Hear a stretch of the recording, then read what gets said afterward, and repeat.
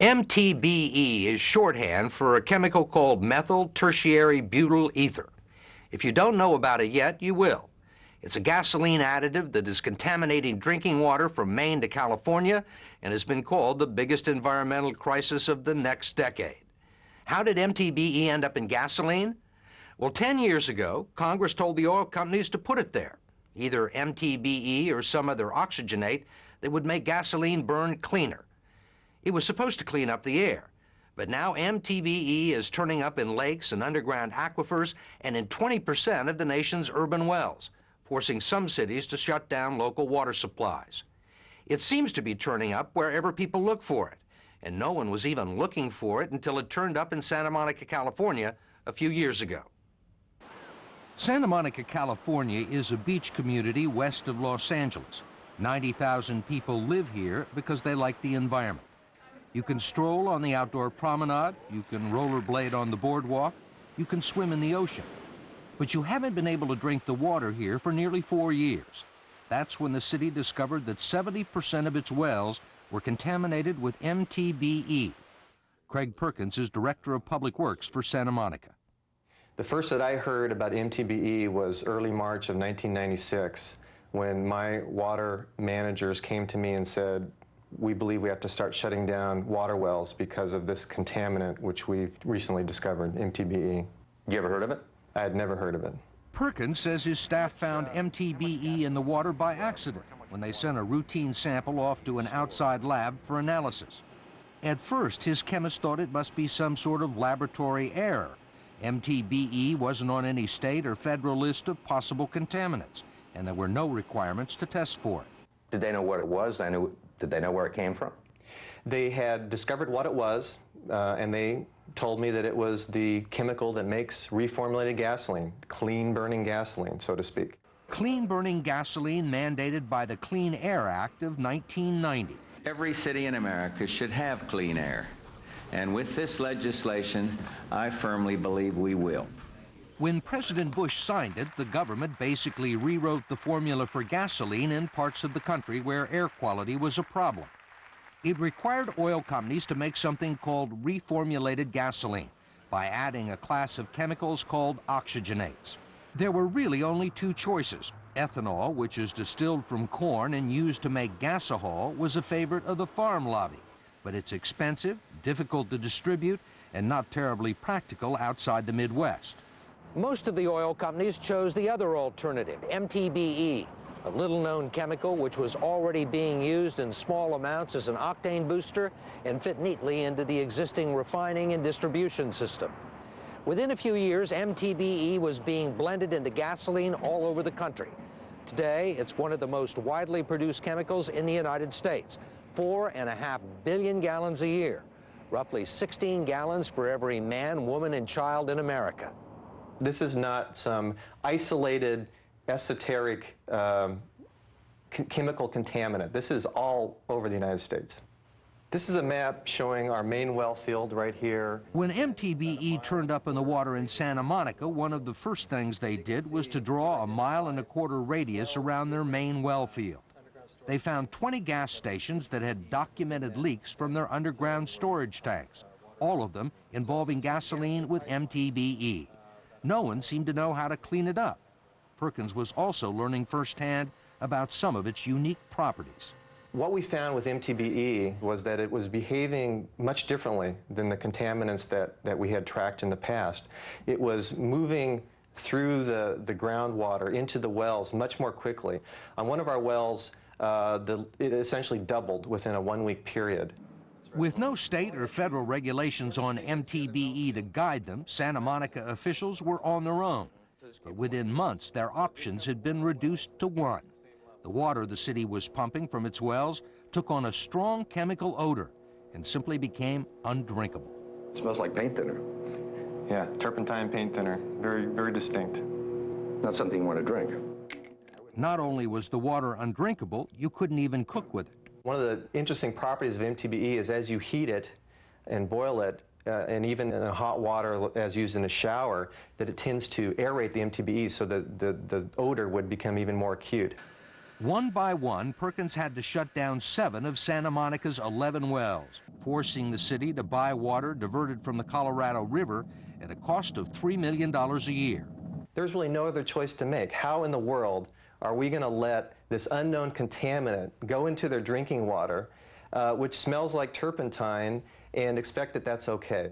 The more Perkins found out about MTBE, the more angry he became.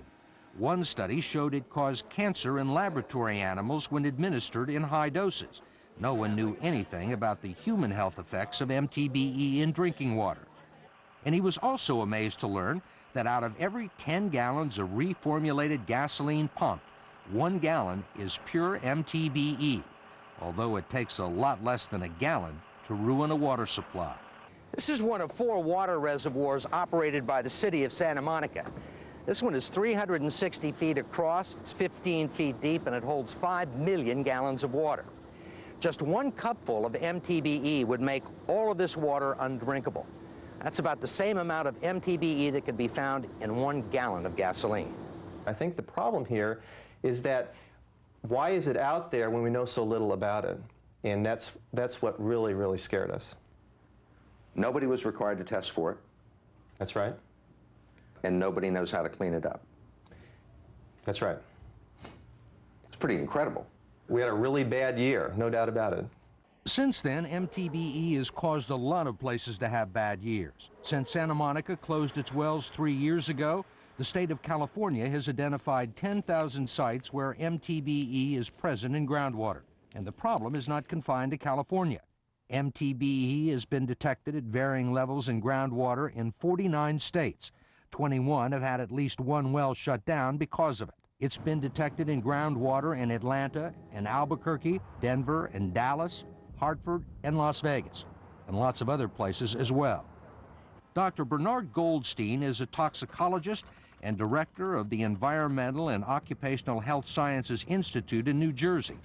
He says the problem was easily preventable, that anyone who looked at the chemical properties of MTBE would have known it was going to pollute water. MTBE has got an oxygen in it, and that oxygen just makes it more soluble in water than anything actually else in gasoline. So you just know it's going to move more rapidly in groundwater once it gets spilled, and we know it's going to get spilled because we know that there's leaking underground storage tanks. A no-brainer. Yeah, I'd call it that. In fact, environmental engineers, government regulators, and oil industry scientists had been predicting for years that MTBE would get into groundwater. It was first detected in Rockaway, New Jersey, near a Shell station in 1980, and that's when it was being used in very small quantities. By the late 80s, MTBE had already contaminated dozens of sites in the state of Maine. Dr. Peter Garrett of the Maine Department of Environmental Protection and 2 colleagues laid out the threat to the American Petroleum Institute and the National Well Water Association. Their report said that MTBE moved further and faster in groundwater and was more difficult to clean up than any other contaminant in gasoline. They recommended that it be stored with special precautions or banned outright. It was a pretty strong paper. Well, it said what needed to be said. If MTBE production and use escalated, then this was going to be a big problem. That's what any reader would get from the paper, yes. Garrett says the American Petroleum Institute told him he was an alarmist and that his conclusions were reactionary, unwarranted, and counterproductive.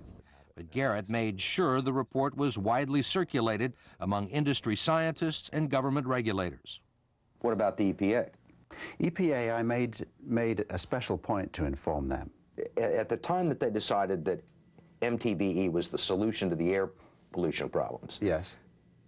did the EPA and did the oil companies know that this was likely to create a water pollution problem? Or should they have known? The answer is yes. It was there.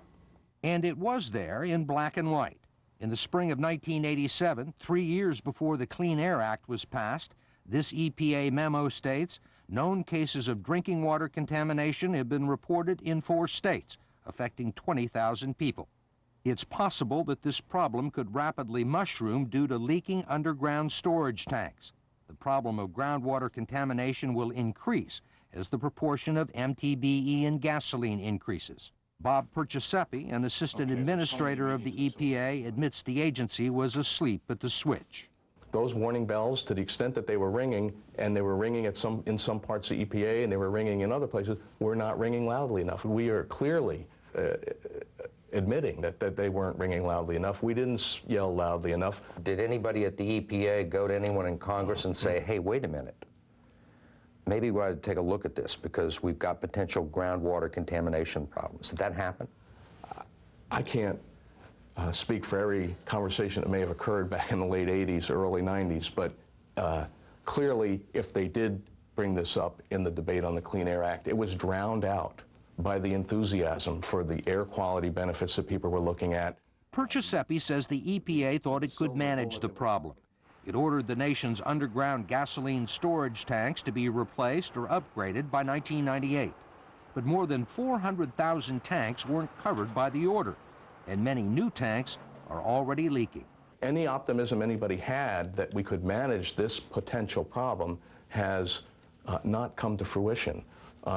And before this becomes a national crisis, before this gets worse, we need to change the way we make clean burning gasoline. In our view, this is a product that should never have been put into the stream of commerce. Victor Scher is an attorney representing the Water Department of South Lake Tahoe, California, where MTBE was discovered in the lake and the groundwater after the state began testing for it in 1997. Within a matter of weeks, a dozen wells, a third of the city's water production, had to be shut down. South Lake Tahoe is suing 12 local gas stations, 12 major oil companies, and several manufacturers of MTBE, arguing that those responsible for the problem should share in the enormous costs of trying to clean it up. For decades, the oil industry and government regulators have known that gasoline was leaking from underground storage tanks.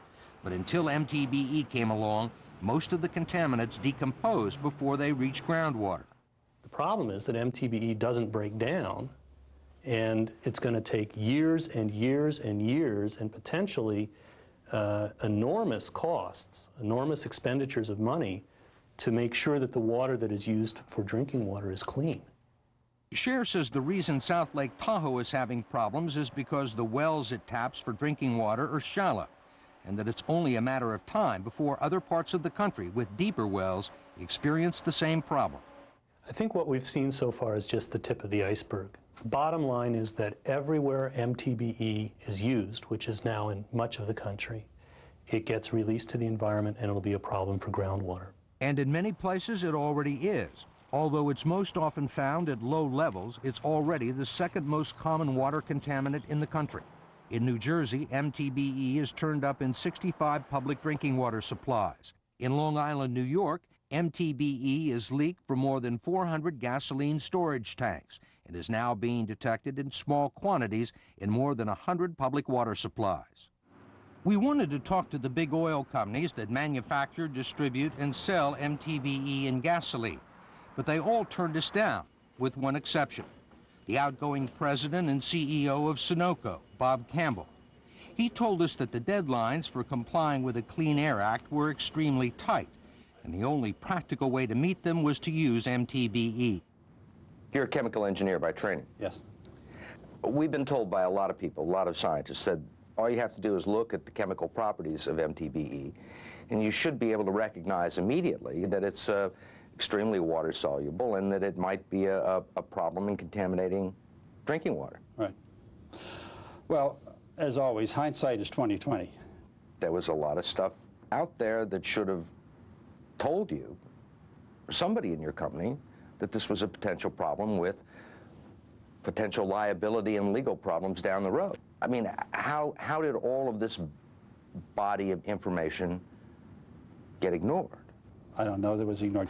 What I'm telling you is, as a company, we did not have a body of information that I'm aware of, or that I think people in our company are aware of, which said what we're doing here is in fact creating a potential hazard. We did not have that. But lots of other people in the oil industry did have that information. We turned up dozens of documents showing the oil companies not only knew that MTBE was getting into groundwater, but that the problem was likely to get much worse if it was added to gasoline in greater quantities. What I'm saying is, if you're in the business that we're in, producing the wild potpourri of products that we produce, okay? And questions that are raised about hydrocarbons in general. I am certain there are reports that were put out yesterday and last week and last month that probably question everything we do. If you had known then what you know now, would you have put MTBE in gasoline? No. No. MTBE, in all honesty, I wish I'd never heard of MTBE. And with good reason. The oil companies face huge liability issues over the use of MTBE in gasoline. The city of Santa Monica has already won a $22 million settlement from 4 oil companies to pay for the cost of replacing the contaminated water. And that doesn't begin to cover the costs of getting it out of the groundwater. Potential damages across the country could run into the billions. In spite of all this, the federal government still knows next to nothing about the extent of the problem or its potential health consequences. More on that when we come back.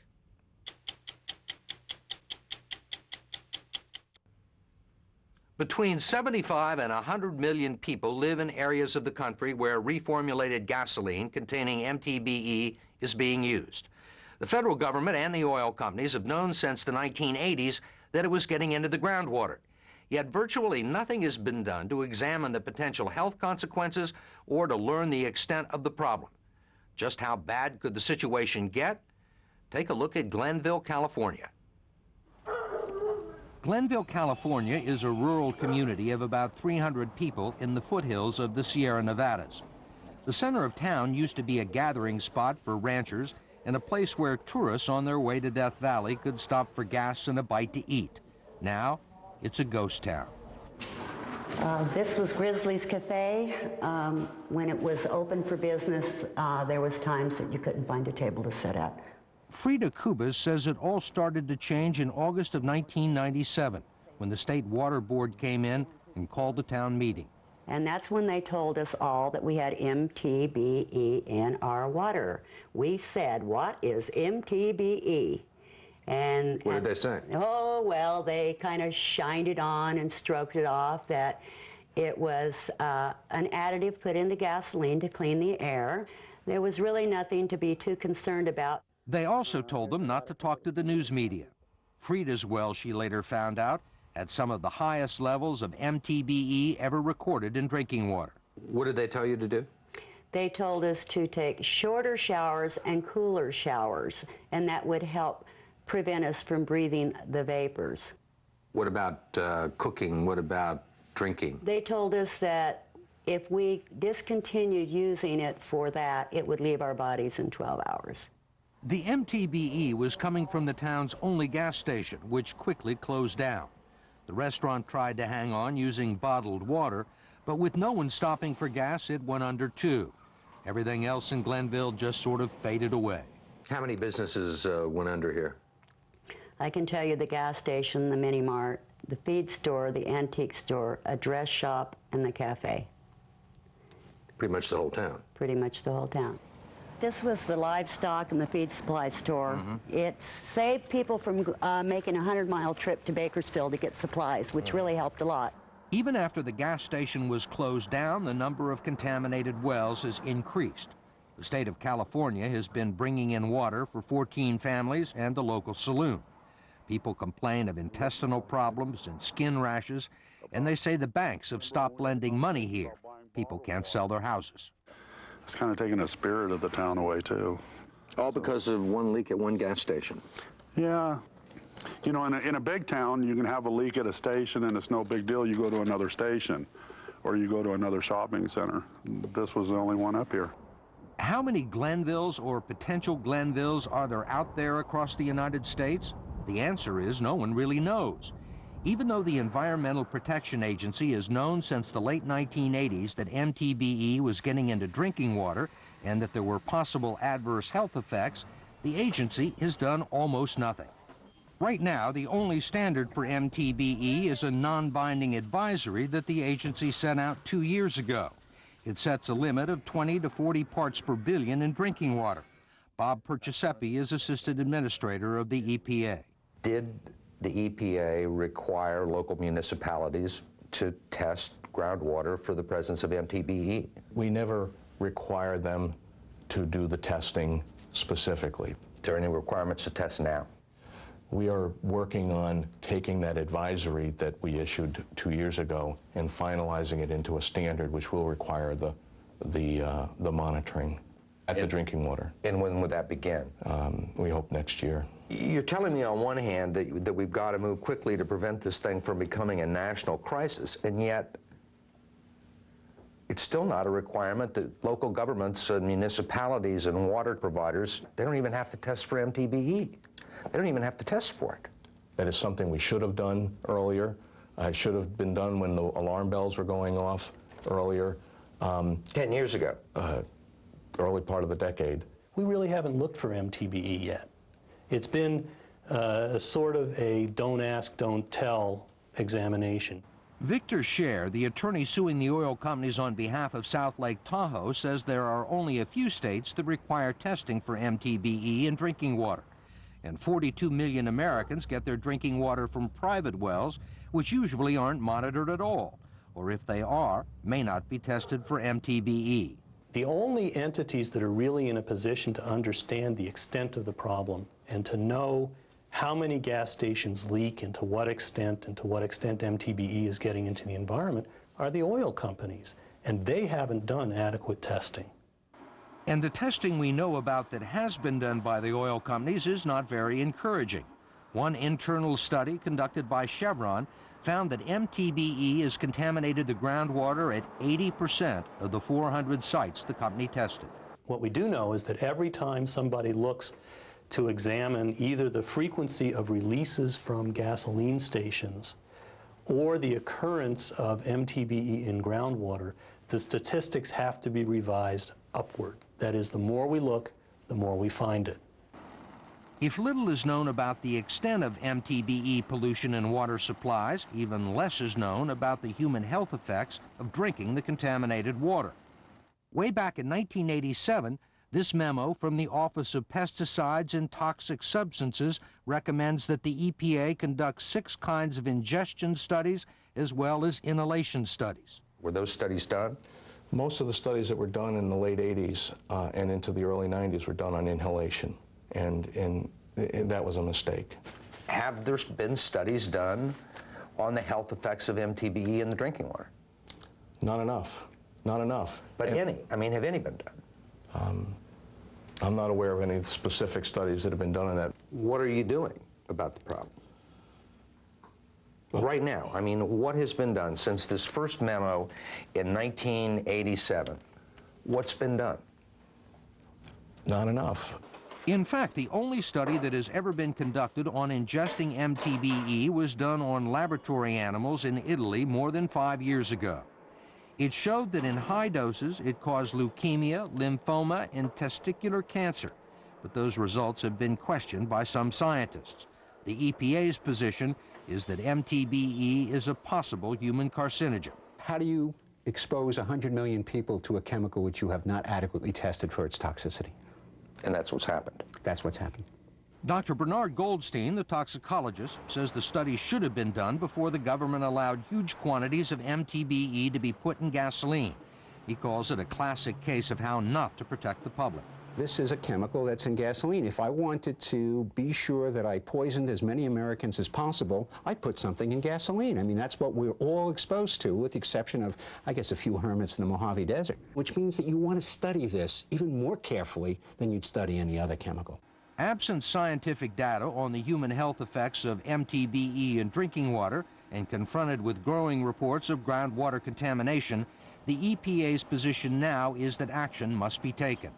Last summer, a blue ribbon panel of environmentalists, scientists, government regulators, and industry representatives recommended that Congress do away with the oxygenate requirement in the Clean Air Act so that industry can begin phasing out the use of MTBE.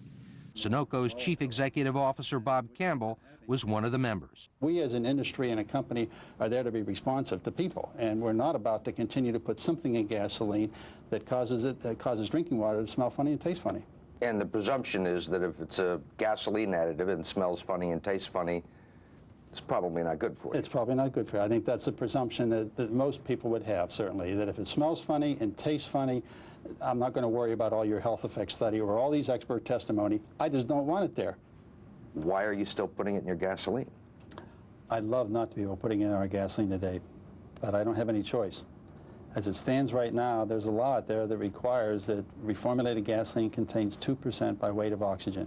And the only practical alternative that I have in order to comply with that law is that we use MTBE, and we are using it today as we sit here. We don't need to do more studies to determine whether or not we should remove this additive from gasoline. We know enough now. We don't need more studies. We should do it now. You can talk about eliminating MTBE for gasoline, but what about the MTBE in the water? I mean, it's still there in Santa Monica. It's still there in Lake Tahoe.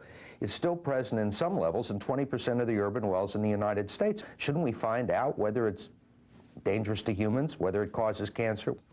Our first defense is to get it out, to keep this problem from getting worse. We will have to continue that effort. I don't think it will be acceptable to leave this in the water. We will have to work to get it out of the water. None of this is any consolation to the people of Glenville, California, where one well there tested at 20,000 parts per billion of MTBE, 1,000 times greater than the level the EPA is now recommending. There's no indication yet that MTBE has human health consequences. You know that. That's what they say. But if they would really like to know the human health consequences of MTBE, they have an awful lot of guinea pigs right here in Glenville. There are several studies now underway looking at possible health effects of MTBE in drinking water, and technology is being developed to remove the contaminant from groundwater. What's lacking is an engineering solution to make the process practical and cost-effective. There hasn't been much progress in removing MTBE from gasoline either. 6 months have passed since the government's Blue Ribbon panel issued its recommendations. Yet Congress has done nothing about lifting the oxygenate requirement of the Clean Air Act, which would allow the oil companies to begin removing MTBE from gasoline.